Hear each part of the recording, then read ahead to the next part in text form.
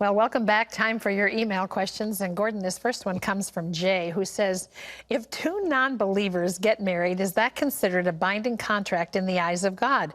Wouldn't that marriage be non-binding, since the vows could not have been made to the true God, since they don't have a relationship with God?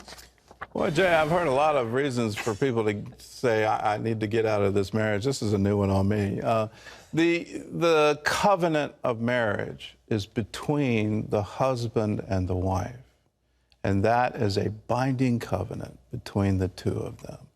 And they exchanged vows. Those vows may be different, but they have vowed to be with one another. And usually that vow is until death do us part. So that vow needs to be taken very seriously. God honors that vow. If you want a biblical covenant between believers and non-believers, just look at the covenant that Israel made with a tribe that tricked them. They made them believe that they were from another area, that they weren't really from Canaan, and so they made a covenant with them. God knew that the covenant wasn't proper, but the Jewish people made it anyway. They didn't inquire of God to make it. They made it, and it was binding. And the Israelites realized if they broke the covenant, that they were now going to have trouble with God. So take covenants very seriously, because God takes them very seriously, whether you believe in God or not. Indeed. This is Kathleen, Gordon, who says, every Jewish person I have met is either from the tribe of Levi, Benjamin, or Judah. Are the lost tribes still lost? Are they now traceable with DNA? The lost tribes, the northern tribes that were taken by Assyria, and this is long ago. I mean, we're talking 6th, 7th century BC. So it's a long time ago. And are they still lost? The answer is yes. Is there a DNA trace for the descendants of Abraham? I believe there is. I don't know all the medical, technical side of that. I believe there is now a genetic test that Abraham does leave his mark, if you will, on his descendants. So it is possible to do a genetic test.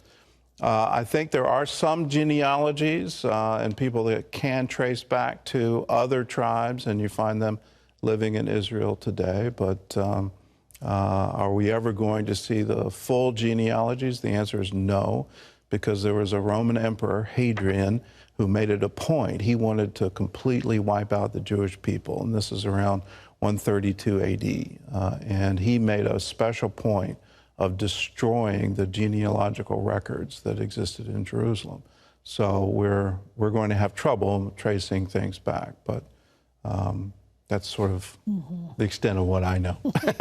It's more than most of us.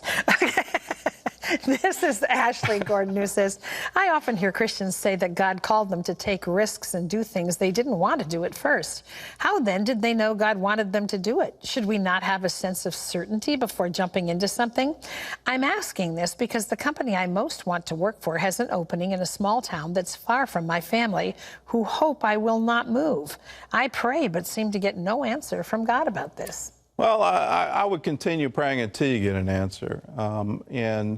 You know, the answer may be right in front of you. I've seen God speak through a whole variety of things, from the certainty that it just burns in your bones, and unless you're about doing it, you just get no rest. And then I've seen a still small voice. I've seen confirmation come from people in very unexpected places. You know, either they just give you some advice, or they actually tag on to it. God has told me to come and tell you this. There's a test that I've adopted that I think is a pretty good one. Is it good for God? What you're proposing to do, is it good for God? That's number one. And if you get a yes to that, okay, then go to number two. Is it good for people? Is it good for others? And if the answer to that is yes, then okay, you can move forward. And then the third one, is it good for you? And if you get a yes to all three, well, then I would say go ahead.